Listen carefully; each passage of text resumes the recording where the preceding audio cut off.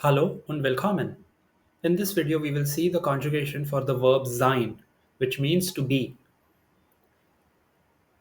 Ich bin, du bist, ist, es ist, sie ist, wir sind, ihr seid, sie sind, sie sind.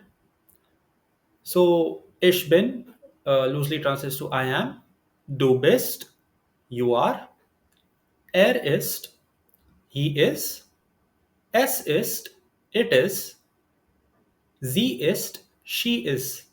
The er as sie here is third person singular.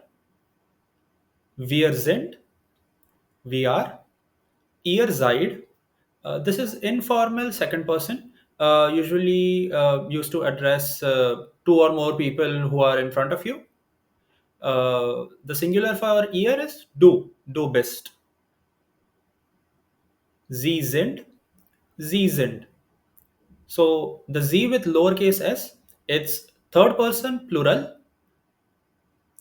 and the z with uppercase s, it's formal second person singular and plural both. We'll take some examples in form of sentences.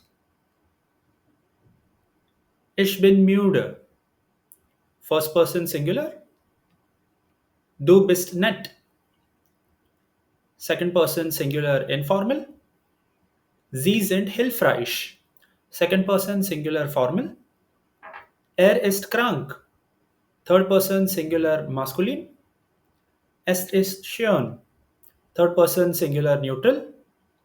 Sie ist klug, third person singular feminine. Wir sind hungrig, first person plural.